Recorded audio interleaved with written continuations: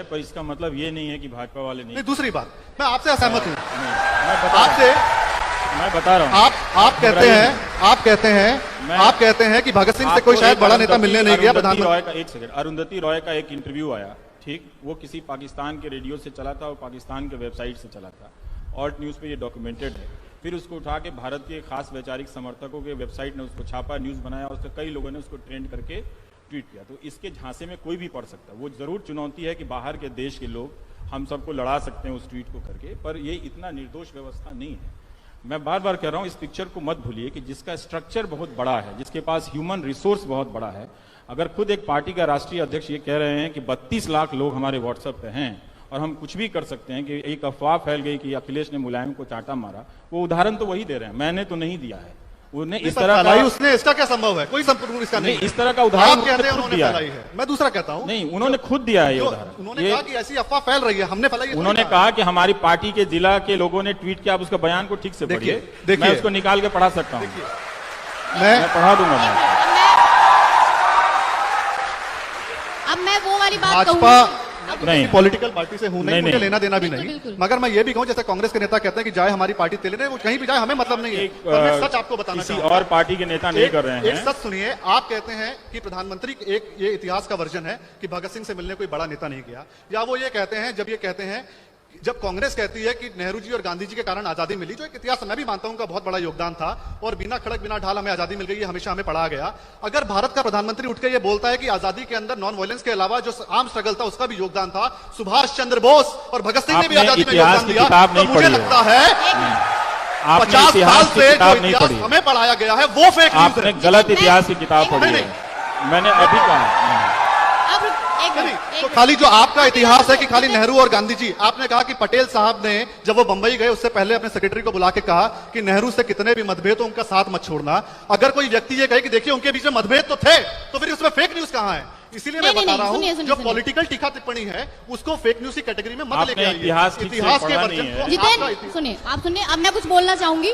देखिए, पहली बात तो आप उस पर बात करना चाहेंगे, जो हम यहाँ पे सब बैठे जितने लोग हैं, हम सबके अंदर वो चीज है कि आप अपने अपने रुझान के हिसाब से आप तय करते हैं कि जो सामने वाला बोल रहा है वो सच है, जो सामने वाला बोल रहा है वो झूठ है। कोई जरूरी नहीं है कि जो एक व्यक्ति वो कह रहा है आप उसको उसी टाइम समझ लें, उसी टाइम जान लें और उसी को मतलब मान लें कि यही सच है। तो आप आज सारे लोग वही कर रहे हैं। मैं यही कह रहा हूँ, मुझे सामने करने में कोई दिक्कत नहीं है, क्योंकि मुझे पिटने की संभावना कहीं भी है। इतिहास को जब भी इस भावुकता से पेश किया जाए, वो हमेशा ही इतिहास नहीं होता है। कहीं भी इतिहास को अगर आप प्रोफेशनल बड़े हिस्टोरियन की किताबें पढ़ेंगे तो वो किसी का महिमा मंडन बेवजह वो नहीं करता है।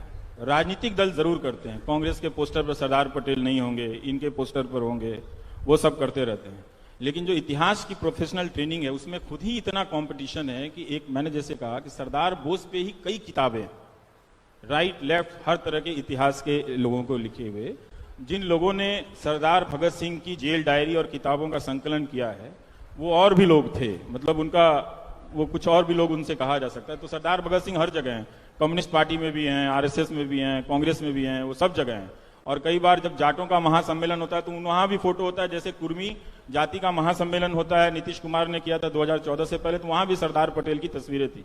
तो हम अपने नेताओं का राजनीतिक स्तर पर अलग अलग करते हैं, लेकिन हम छात्र हैं। अगर आप में से कार्यकर्ता हैं, कोई राजनीतिक है, तो पूरा आपका अधिकार है, जो आपकी पार्टी का है वो आप मानते रहिए। लेकिन हम छात्र हैं तो हम हिस्ट्री को इस इमोशनल क्वेश्चन से अगर आप देखने लगेंगे तो यही है, वो फेक न्यूज, फेक इमोशनैलिटी के ट्रैप में फंसेंगे और फिर तालियां बजाएंगे। और जो आप देखिए कितना आसान है, ताली आपने इनके लिए भी बजा दी, वही जनता मेरे लिए भी बजा दी। तो प्लीज मत कीजिए ये काम, प्लीज रैशनैलिटी को लाइए, तार्किकता को लाइए, थोड़ा सा समझिए हमने क्या कहा, इन्होंने क्या कहा, खुद परखिए। मैं बार बार कह रहा हूं कि किसी पे आंख बंद करके भरोसा मत कीजिए, थोड़ा मेहनत कीजिए, आपको पता चलेगा कि कहां क्या नाइंसाफी हुई है, कहां क्या कुछ हुआ है। खुद भी सोचिए कि क्या आप इन नफरत की बातों से, फेक न्यूज की बातों के हटा के क्या आप किसी नेता को पसंद नहीं कर सकते हैं? आप इतने कमजोर कब हो गए, है ना? तो एक बात ये सोचिए। दूसरी बात, पूरी तरह से सहमत हूं और ये करना चाहिए, आपको करना है, क्योंकि ये लड़ाई जो है आप पे कब्जा करने की लड़ाई है, ठीक? न्यूज चैनल जरा सावधानी से देखा कीजिएगा, वरना कब आप दंगाई बन जाएंगे आपको पता नहीं चलेगा। बिल्कुल सही। आप एक गणेश शंकर विद्यार्थी जी का कोट है, तब कांग्रेस की सरकार नहीं थी और तब मीडिया की सरकार नहीं थी, बीजेपी की सरकार नहीं थी और मीडिया की भी सरकार नहीं थी, और ये अच्छा स्लिप ऑफ टंग था।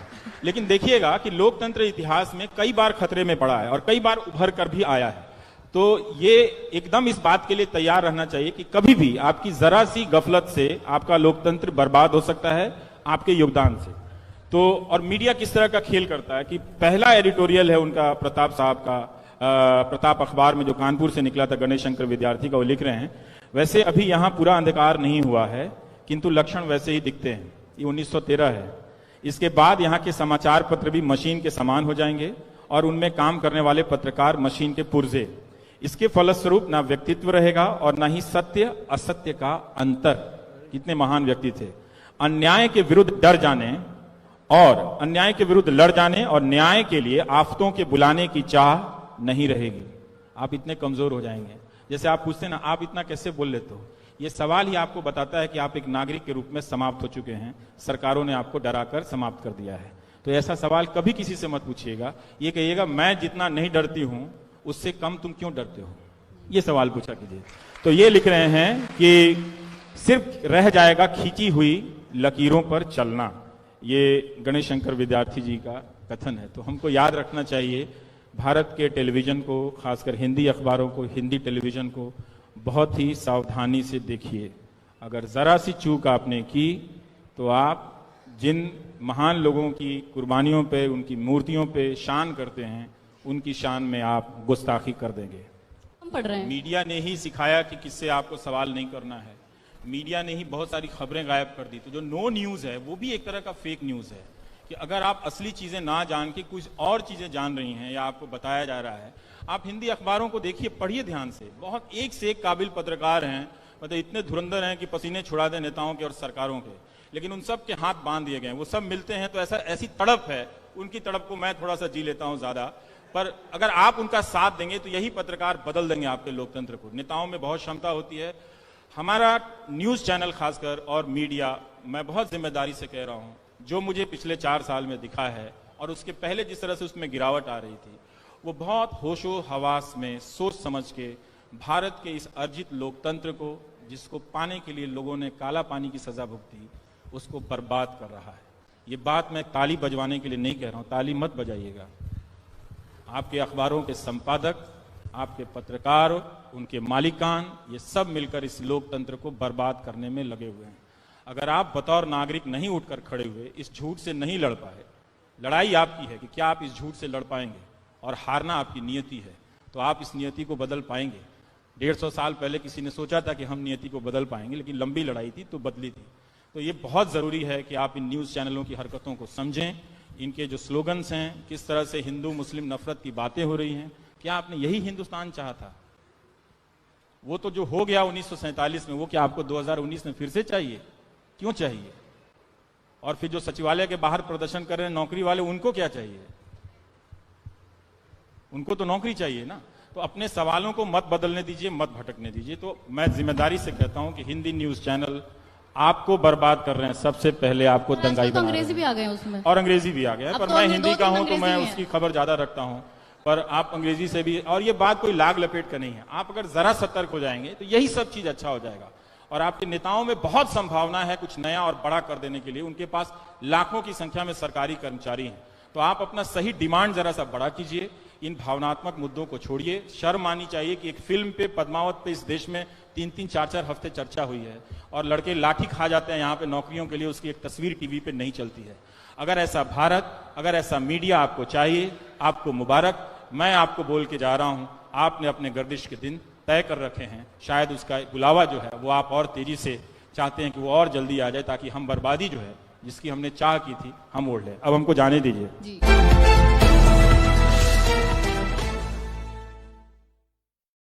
और बड़ा कर देने के लिए उनके पास लाखों की संख्या में सरकारी कर्मचारी हैं। तो आप अपना सही डिमांड जरा सा बड़ा कीजिए। इन भावनात्मक मुद्दों को छोड़िए। शर्म आनी चाहिए कि एक फिल्म पे, पद्मावत पे इस देश में 3-3, 4-4 हफ्ते चर्चा हुई है और लड़के लाठी खा जाते हैं यहाँ पे नौकरियों के लिए, उसकी एक तस्वीर टीवी पे नहीं चलती है। अगर ऐसा भारत, अगर ऐसा मीडिया आपको चाहिए, आपको मुबारक। मैं आपको बोल के जा रहा हूं, आपने अपने गर्दिश के दिन तय कर रखे हैं। शायद उसका बुलावा जो है वो आप और तेजी से चाहते हैं कि वो और जल्दी आ जाए, ताकि हम बर्बादी जो है जिसकी हमने चाह की थी हम ओढ़ लें। अब हमको जाने दीजिए। जी।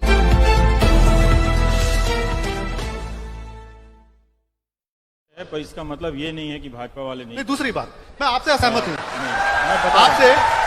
मैं बता रहा हूं।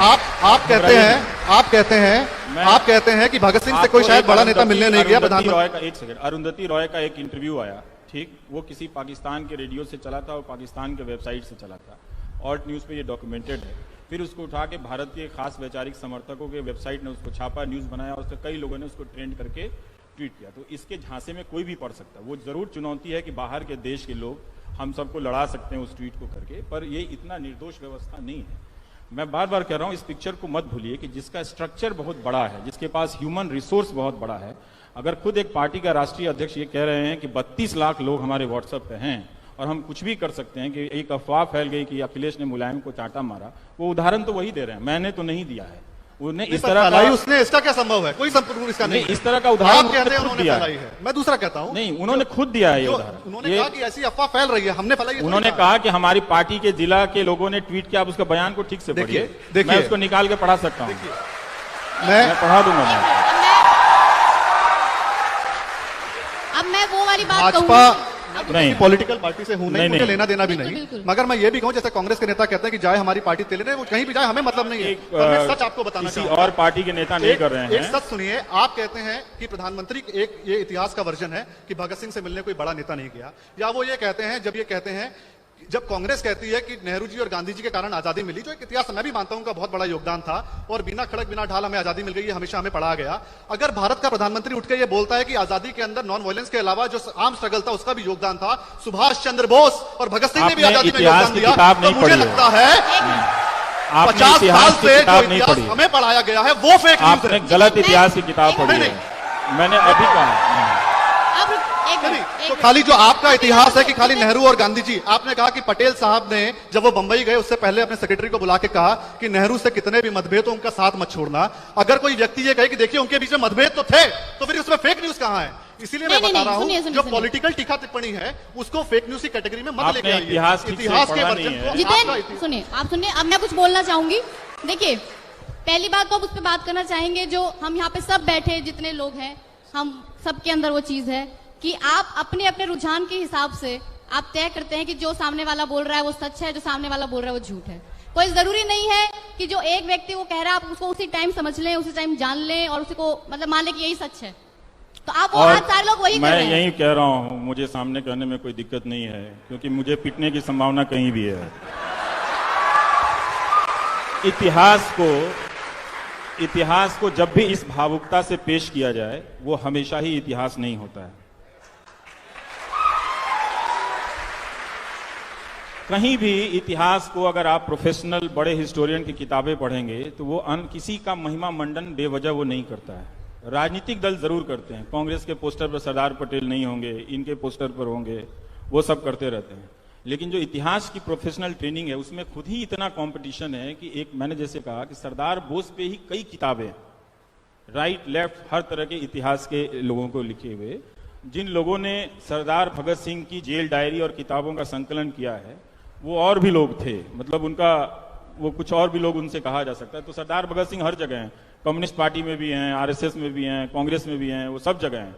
और कई बार जब जाटों का महासम्मेलन होता है तो वहां भी फोटो होता है, जैसे कुर्मी जाति का महासम्मेलन होता है, नीतीश कुमार ने किया था 2014 से पहले, तो वहां भी सरदार पटेल की तस्वीरें थी। तो हम अपने नेताओं का राजनीतिक स्तर पर अलग अलग करते हैं, लेकिन हम छात्र हैं। अगर आप में से कार्यकर्ता हैं, कोई राजनीतिक है, तो पूरा आपका अधिकार है, जो आपकी पार्टी का है वो आप मानते रहिए। लेकिन हम छात्र हैं, तो हम हिस्ट्री को इस इमोशनल क्वेश्चन से अगर आप देखने लगेंगे तो यही है, वो फेक न्यूज, फेक इमोशनैलिटी के ट्रैप में फंसेंगे और फिर तालियां बजाएंगे। और जो अब देखिए कितना आसान है, ताली आपने इनके लिए भी बजा दी, वही जनता मेरे लिए भी बजा दी। तो प्लीज मत कीजिए ये काम, प्लीज रैशनैलिटी को लाइए, तार्किकता को लाइए, थोड़ा सा समझिए हमने क्या कहा, इन्होंने क्या कहा, खुद परखिए। मैं बार बार कह रहा हूं कि किसी पे आंख बंद करके भरोसा मत कीजिए, थोड़ा मेहनत कीजिए, आपको पता चलेगा कि कहां क्या नाइंसाफी हुई है, कहां क्या कुछ हुआ है। ऑक्सफोर्ड खुद भी सोचिए कि क्या आप इन नफरत की बातों से, फेक न्यूज की बातों के हटा के क्या आप किसी नेता को पसंद नहीं कर सकते हैं? आप इतने कमजोर कब हो गए, है ना? तो एक बात ये सोचिए। दूसरी बात, पूरी तरह से सहमत हूं और ये करना चाहिए, आपको करना है, क्योंकि ये लड़ाई जो है आप पे कब्जा करने की लड़ाई है। ठीक, न्यूज चैनल जरा सावधानी से देखा कीजिएगा, वरना कब आप दंगाई बन जाएंगे आपको पता नहीं चलेगा। बिल्कुल सही। आप एक गणेश शंकर विद्यार्थी जी का कोट है, तब कांग्रेस की सरकार नहीं थी और तब मीडिया की सरकार नहीं थी, बीजेपी की सरकार नहीं थी और मीडिया की भी सरकार नहीं थी, और ये अच्छा स्लिप ऑफ टंग था। लेकिन देखिएगा कि लोकतंत्र इतिहास में कई बार खतरे में पड़ा है और कई बार उभर कर भी आया है। तो ये एकदम इस बात के लिए तैयार रहना चाहिए कि कभी भी आपकी जरा सी गफलत से आपका लोकतंत्र बर्बाद हो सकता है, आपके योगदान से। तो और मीडिया किस तरह का खेल करता है कि पहला एडिटोरियल है उनका प्रताप साहब का, प्रताप अखबार में जो कानपुर से निकला था, गणेश शंकर विद्यार्थी का, वो लिख रहे हैं, वैसे अभी यहां पूरा अंधकार नहीं हुआ है किंतु लक्षण वैसे ही दिखते हैं। ये 1913 है। इसके बाद यहाँ के समाचार पत्र भी मशीन के समान हो जाएंगे और उनमें काम करने वाले पत्रकार मशीन के पुर्जे। इसके फलस्वरूप ना व्यक्तित्व रहेगा और ना ही सत्य असत्य का अंतर। कितने महान व्यक्ति थे। अन्याय के विरुद्ध डर जाने और अन्याय के विरुद्ध लड़ जाने और न्याय के लिए आफतों के बुलाने की चाह नहीं रहेगी। आप इतने कमजोर हो जाएंगे। जैसे आप पूछते ना, आप इतना कैसे बोल लेते हो, ये सवाल ही आपको बताता है कि आप एक नागरिक के रूप में समाप्त हो चुके हैं। सरकारों ने आपको डराकर समाप्त कर दिया है। तो ऐसा सवाल कभी किसी से मत पूछिएगा। ये कहिएगा मैं जितना नहीं डरती हूं उससे कम तुम क्यों डरते हो, ये सवाल पूछा कीजिए। तो ये लिख रहे हैं कि सिर्फ रह जाएगा खींची हुई लकीरों पर चलना। ये गणेश शंकर विद्यार्थी जी का कथन है। तो हमको याद रखना चाहिए, भारत के टेलीविजन को, खासकर हिंदी अखबारों को, हिंदी टेलीविजन को बहुत ही सावधानी से देखिए। अगर जरा सी चूक आपने की तो आप जिन महान लोगों की कुर्बानियों पे, उनकी मूर्तियों पे शान करते हैं, उनकी शान में आप गुस्ताखी कर देंगे। हम पढ़ रहे हैं। मीडिया ने ही सिखाया कि किससे आपको सवाल नहीं करना है। मीडिया ने ही बहुत सारी खबरें गायब कर दी। तो जो नो न्यूज है वो भी एक तरह का फेक न्यूज है कि अगर आप असली चीजें ना जान के कुछ और चीजें जान रही हैं या आपको बताया जा रहा है। आप हिंदी अखबारों को देखिए, पढ़िए ध्यान से, बहुत एक से एक काबिल पत्रकार हैं, मतलब इतने धुरंधर हैं कि पसीने छुड़ा दें नेताओं के और सरकारों के, लेकिन उन सब के हाथ बांध दिए गए। वो सब मिलते हैं तो ऐसी तड़प है, उनकी तड़प को मैं थोड़ा सा जी लेता हूं ज्यादा, पर अगर आप उनका साथ देंगे तो यही पत्रकार बदल देंगे आपके लोकतंत्र को। नेताओं में बहुत क्षमता होती है। हमारा न्यूज चैनल खासकर और मीडिया, मैं बहुत जिम्मेदारी से कह रहा हूं, जो मुझे पिछले 4 साल में दिखा है और उसके पहले जिस तरह से उसमें गिरावट आ रही थी, वो बहुत होशो हवास में सोच समझ के भारत के इस अर्जित लोकतंत्र को, जिसको पाने के लिए लोगों ने काला पानी की सजा भुगती, उसको बर्बाद कर रहा है। ये बात मैं ताली बजवाने के लिए नहीं कह रहा हूं, ताली मत बजाइएगा। आपके अखबारों के संपादक, आपके पत्रकार, उनके मालिकान, ये सब मिलकर इस लोकतंत्र को बर्बाद करने में लगे हुए हैं। अगर आप बतौर नागरिक नहीं उठकर खड़े हुए, इस झूठ से नहीं लड़ पाए, लड़ाई आपकी है कि क्या आप इस झूठ से लड़ पाएंगे, और हारना आपकी नियति है, तो आप इस नियति को बदल पाएंगे। 150 साल पहले किसी ने सोचा था कि हम नियति को बदल पाएंगे, लेकिन लंबी लड़ाई थी तो बदली थी। तो ये बहुत जरूरी है कि आप इन न्यूज चैनलों की हरकतों को समझें, इनके जो स्लोगन्स हैं, किस तरह से हिंदू मुस्लिम नफरत की बातें हो रही हैं। क्या आपने यही हिंदुस्तान चाहा था? वो तो जो हो गया 1947 में, वो क्या आपको 2019 में फिर से चाहिए? क्यों चाहिए? और फिर जो सचिवालय के बाहर प्रदर्शन कर रहे हैं नौकरी वाले, उनको क्या चाहिए? उनको तो नौकरी चाहिए ना। तो अपने सवालों को मत बदलने दीजिए, मत भटकने दीजिए। तो मैं जिम्मेदारी से कहता हूं कि हिंदी न्यूज चैनल आपको बर्बाद कर रहे हैं। सबसे पहले आपको दंगाई बना रहे हैं। अंग्रेजी भी आ गए उसमें, और अंग्रेजी भी आ गया, पर तो मैं अभी हिंदी का हूं तो मैं अंग्रेजी उसकी खबर ज्यादा रखता हूं। पर आप अंग्रेजी से भी, और ये बात कोई लाग लपेट का नहीं है। आप अगर जरा सतर्क हो जाएंगे तो यही सब चीज अच्छा हो जाएगा। और आपके नेताओं में बहुत संभावना है कुछ नया और बड़ा कर देने के लिए। उनके पास लाखों की संख्या में सरकारी कर्मचारी हैं। तो आप अपना सही डिमांड जरा सा बड़ा कीजिए। इन भावनात्मक मुद्दों को छोड़िए। शर्म आनी चाहिए कि एक फिल्म पे, पद्मावत पे, इस देश में 3-3, 4-4 हफ्ते चर्चा हुई है और लड़के लाठी खा जाते हैं यहाँ पे नौकरियों के लिए, उसकी एक तस्वीर टीवी पे नहीं चलती है। अगर ऐसा भारत, अगर ऐसा मीडिया आपको चाहिए, आपको मुबारक। मैं आपको बोल के जा रहा हूं, आपने अपने गर्दिश के दिन तय कर रखे हैं। शायद उसका बुलावा जो है वो आप और तेजी से चाहते हैं कि वो और जल्दी आ जाए, ताकि हम बर्बादी जो है जिसकी हमने चाह की थी हम ओढ़ लें। अब हमको जाने दीजिए। जी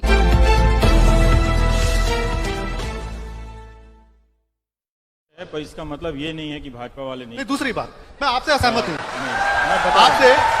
मैं बता रहा हूं।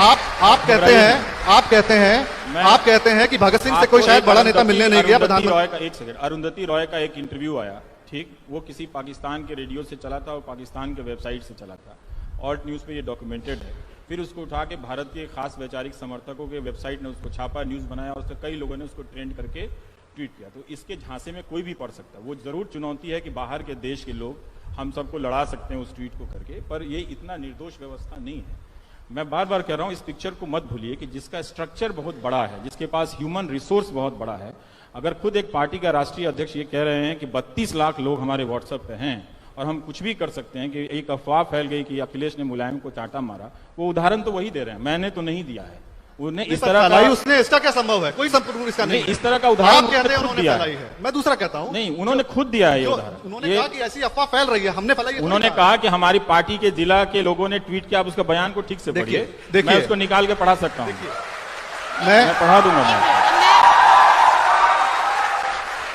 अब मैं वो वाली बात भाजपा नहीं, पॉलिटिकल पार्टी से हूं, नहीं, मुझे लेना देना भी बिल्कुल, नहीं, बिल्कुल। मगर मैं ये भी कहूं, जैसे कांग्रेस के नेता कहते हैं कि जाए हमारी पार्टी तेले, वो कहीं भी जाए हमें मतलब नहीं है। मैं सच आपको बताना किसी और पार्टी के नेता नहीं कर रहे हैं। एक सच सुनिए, आप कहते हैं कि प्रधानमंत्री एक ये इतिहास का वर्जन है कि भगत सिंह से मिलने कोई बड़ा नेता नहीं गया, या वो ये कहते हैं, जब ये कहते हैं, जब कांग्रेस कहती है कि नेहरू जी और गांधी जी के कारण आजादी मिली, जो एक इतिहास मैं भी मानता हूं का बहुत बड़ा योगदान था, और बिना खड़क बिना ढाल हमें आजादी मिल गई, ये हमेशा हमें पढ़ा गया। अगर भारत का प्रधानमंत्री उठ के ये बोलता है कि आजादी के अंदर नॉन वायलेंस के अलावा जो आर्म स्ट्रगल था उसका भी योगदान था, सुभाष चंद्र बोस और भगत सिंह ने भी आजादी में योगदान दिया, तो मुझे लगता है 50 साल से जो इतिहास हमें पढ़ाया गया है वो फेक न्यूज़ है। आपने गलत इतिहास की किताब पढ़ी है, मैंने अभी कहा। तो खाली जो आपका इतिहास है कि खाली नेहरू और गांधी जी, आपने कहा कि पटेल साहब ने जब वो बंबई गए उससे पहले अपने सेक्रेटरी को बुला के कहा कि नेहरू से कितने भी मतभेद हो उनका साथ मत छोड़ना। अगर कोई व्यक्ति ये कहे कि देखिए उनके बीच में मतभेद तो थे, तो फिर उसमें फेक न्यूज कहां है? इसीलिए मैं बता रहा हूं, जो पॉलिटिकल टीका टिप्पणी है उसको फेक न्यूज की कैटेगरी में मत लेके आइए। इतिहास के वर्जन को जितेंद्र सुनिए, आप सुनिए, अब मैं कुछ बोलना चाहूंगी। देखिए, पहली बात तो आप उस पर बात करना चाहेंगे, जो हम यहाँ पे सब बैठे जितने लोग हैं, हम सबके अंदर वो चीज है कि आप अपने अपने रुझान के हिसाब से आप तय करते हैं कि जो सामने वाला बोल रहा है वो सच है, जो सामने वाला बोल रहा है वो झूठ है। कोई जरूरी नहीं है कि जो एक व्यक्ति वो कह रहा है आप उसको उसी टाइम समझ लें, उसी टाइम जान लें और उसी को मतलब मान लें कि यही सच है। तो आप वो आज सारे लोग वही कर रहे हैं। मैं यही कह रहा हूं, मुझे सामने कहने में कोई दिक्कत नहीं है, क्योंकि मुझे पिटने की संभावना कहीं भी है। इतिहास को जब भी इस भावुकता से पेश किया जाए, वो हमेशा ही इतिहास नहीं होता है। कहीं भी इतिहास को अगर आप प्रोफेशनल बड़े हिस्टोरियन की किताबें पढ़ेंगे तो वो किसी का महिमा मंडन बेवजह वो नहीं करता है। राजनीतिक दल जरूर करते हैं, कांग्रेस के पोस्टर पर सरदार पटेल नहीं होंगे, इनके पोस्टर पर होंगे, वो सब करते रहते हैं। लेकिन जो इतिहास की प्रोफेशनल ट्रेनिंग है उसमें खुद ही इतना कंपटीशन है कि एक मैंने जैसे कहा कि सरदार बोस पे ही कई किताबें, राइट लेफ्ट हर तरह के इतिहास के लोगों को लिखे हुए, जिन लोगों ने सरदार भगत सिंह की जेल डायरी और किताबों का संकलन किया है वो और भी लोग थे, मतलब उनका वो कुछ और भी लोग उनसे कहा जा सकता है। तो सरदार भगत सिंह हर जगह हैं, कम्युनिस्ट पार्टी में भी हैं, आरएसएस में भी हैं, कांग्रेस में भी हैं, वो सब जगह हैं। और कई बार जब जाटों का महासम्मेलन होता है तो वहां भी फोटो होता है, जैसे कुर्मी जाति का महासम्मेलन होता है, नीतीश कुमार ने किया था 2014 से पहले, तो वहां भी सरदार पटेल की तस्वीरें थी। तो हम अपने नेताओं का राजनीतिक स्तर पर अलग अलग करते हैं, लेकिन हम छात्र हैं। अगर आप में से कार्यकर्ता हैं, कोई राजनीतिक है, तो पूरा आपका अधिकार है, जो आपकी पार्टी का है वो आप मानते रहिए। लेकिन हम छात्र हैं तो हम हिस्ट्री को इस इमोशनल क्वेश्चन से अगर आप देखने लगेंगे तो यही है, वो फेक न्यूज, फेक इमोशनैलिटी के ट्रैप में फंसेंगे और फिर तालियां बजाएंगे। और जो आप देखिए कितना आसान है, ताली आपने इनके लिए भी बजा दी, वही जनता मेरे लिए भी बजा दी। तो प्लीज मत कीजिए ये काम, प्लीज रैशनैलिटी को लाइए, तार्किकता को लाइए, थोड़ा सा समझिए हमने क्या कहा, इन्होंने क्या कहा, खुद परखिए। मैं बार बार कह रहा हूं कि किसी पे आंख बंद करके भरोसा मत कीजिए, थोड़ा मेहनत कीजिए, आपको पता चलेगा कि कहां क्या नाइंसाफी हुई है, कहां क्या कुछ हुआ है। खुद भी सोचिए कि क्या आप इन नफरत की बातों से, फेक न्यूज की बातों के हटा के क्या आप किसी नेता को पसंद नहीं कर सकते? आप इतने कमजोर कब हो गए, है ना? तो एक बात ये सोचिए। दूसरी बात, पूरी तरह से सहमत हूं और ये करना चाहिए, आपको करना है, क्योंकि ये लड़ाई जो है आप पे कब्जा करने की लड़ाई है। ठीक, न्यूज चैनल जरा सावधानी से देखा कीजिएगा, वरना कब आप दंगाई बन जाएंगे आपको पता नहीं चलेगा। बिल्कुल सही। आप एक गणेश शंकर विद्यार्थी जी का कोट है, तब कांग्रेस की सरकार नहीं थी और तब मीडिया की सरकार नहीं थी, बीजेपी की सरकार नहीं थी और मीडिया की भी सरकार नहीं थी, और ये अच्छा स्लिप ऑफ टंग था। लेकिन देखिएगा कि लोकतंत्र इतिहास में कई बार खतरे में पड़ा है और कई बार उभर कर भी आया है। तो ये एकदम इस बात के लिए तैयार रहना चाहिए कि कभी भी आपकी जरा सी गफलत से आपका लोकतंत्र बर्बाद हो सकता है, आपके योगदान से। तो और मीडिया किस तरह का खेल करता है कि पहला एडिटोरियल है उनका प्रताप साहब का, प्रताप अखबार में जो कानपुर से निकला था, गणेश शंकर विद्यार्थी का, वो लिख रहे हैं वैसे अभी यहां पूरा अंधकार नहीं हुआ है किंतु लक्षण वैसे ही दिखते हैं। ये 1913 है। इसके बाद यहाँ के समाचार पत्र भी मशीन के समान हो जाएंगे और उनमें काम करने वाले पत्रकार मशीन के पुर्जे। इसके फलस्वरूप ना व्यक्तित्व रहेगा और ना ही सत्य असत्य का अंतर। कितने महान व्यक्ति थे। अन्याय के विरुद्ध डर जाने और अन्याय के विरुद्ध लड़ जाने और न्याय के लिए आफतों के बुलाने की चाह नहीं रहेगी। आप इतने कमजोर हो जाएंगे। जैसे आप पूछते ना, आप इतना कैसे बोल लेते हो, ये सवाल ही आपको बताता है कि आप एक नागरिक के रूप में समाप्त हो चुके हैं। सरकारों ने आपको डराकर समाप्त कर दिया है। तो ऐसा सवाल कभी किसी से मत पूछिएगा। ये कहिएगा मैं जितना नहीं डरती हूं उससे कम तुम क्यों डरते हो, ये सवाल पूछा कीजिए। तो ये लिख रहे हैं कि सिर्फ रह जाएगा खींची हुई लकीरों पर चलना। ये गणेश शंकर विद्यार्थी जी का कथन है। तो हमको याद रखना चाहिए, भारत के टेलीविजन को, खासकर हिंदी अखबारों को, हिंदी टेलीविजन को बहुत ही सावधानी से देखिए। अगर जरा सी चूक आपने की तो आप जिन महान लोगों की कुर्बानियों पे, उनकी मूर्तियों पे शान करते हैं, उनकी शान में आप गुस्ताखी कर देंगे। हम पढ़ रहे हैं। मीडिया ने ही सिखाया कि किससे आपको सवाल नहीं करना है। मीडिया ने ही बहुत सारी खबरें गायब कर दी। तो जो नो न्यूज है वो भी एक तरह का फेक न्यूज है कि अगर आप असली चीजें ना जान के कुछ और चीजें जान रही हैं या आपको बताया जा रहा है। आप हिंदी अखबारों को देखिए, पढ़िए ध्यान से। बहुत एक से एक काबिल पत्रकार हैं, मतलब इतने धुरंधर हैं कि पसीने छुड़ा दें नेताओं के और सरकारों के, लेकिन उन सब के हाथ बांध दिए गए। वो सब मिलते हैं तो ऐसी तड़प है, उनकी तड़प को मैं थोड़ा सा जी लेता हूं ज्यादा। पर अगर आप उनका साथ देंगे तो यही पत्रकार बदल देंगे आपके लोकतंत्र को। नेताओं में बहुत क्षमता होती है।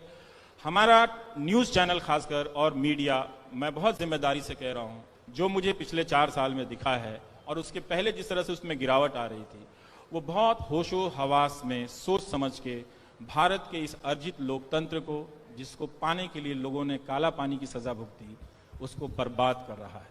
ये बात मैं ताली बजवाने के लिए नहीं कह रहा हूं, ताली मत बजाइएगा। आपके अखबारों के संपादक, आपके पत्रकार, उनके मालिकान, ये सब मिलकर इस लोकतंत्र को बर्बाद करने में लगे हुए हैं।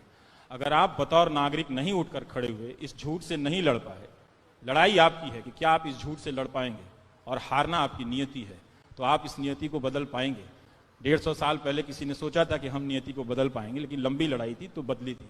तो ये बहुत जरूरी है कि आप इन न्यूज चैनलों की हरकतों को समझें, इनके जो स्लोगन्स हैं, किस तरह से हिंदू मुस्लिम नफरत की बातें हो रही हैं। क्या आपने यही हिंदुस्तान चाहा था? वो तो जो हो गया 1947 में, वो क्या आपको 2019 में फिर से चाहिए? क्यों चाहिए? और फिर जो सचिवालय के बाहर प्रदर्शन कर रहे हैं नौकरी वाले, उनको क्या चाहिए? उनको तो नौकरी चाहिए ना। तो अपने सवालों को मत बदलने दीजिए, मत भटकने दीजिए। तो मैं जिम्मेदारी से कहता हूं कि हिंदी न्यूज चैनल आपको बर्बाद कर रहे हैं। सबसे पहले आपको दंगाई बना रहे हैं। अंग्रेजी भी आ गए उसमें, और अंग्रेजी भी आ गया है, पर तो मैं अभी हिंदी का हूं तो अंग्रेजी मैं भी है। उसकी खबर ज्यादा रखता हूं। पर आप अंग्रेजी से भी, और ये बात कोई लाग लपेट का नहीं है। आप अगर जरा सतर्क हो जाएंगे तो यही सब चीज अच्छा हो जाएगा। और आपके नेताओं में बहुत संभावना है कुछ नया और बड़ा कर देने के लिए। उनके पास लाखों की संख्या में सरकारी कर्मचारी हैं। तो आप अपना सही डिमांड जरा सा बड़ा कीजिए। इन भावनात्मक मुद्दों को छोड़िए। शर्म आनी चाहिए कि एक फिल्म पे, पद्मावत पे, इस देश में 3-3, 4-4 हफ्ते चर्चा हुई है और लड़के लाठी खा जाते हैं यहाँ पे नौकरियों के लिए, उसकी एक तस्वीर टीवी पे नहीं चलती है। अगर ऐसा भारत, अगर ऐसा मीडिया आपको चाहिए, आपको मुबारक। मैं आपको बोल के जा रहा हूं, आपने अपने गर्दिश के दिन तय कर रखे हैं। शायद उसका बुलावा जो है वो आप और तेजी से चाहते हैं कि वो और जल्दी आ जाए, ताकि हम बर्बादी जो है, जिसकी हमने चाह की थी, हम ओढ़ लें। अब हमको जाने दीजिए जी।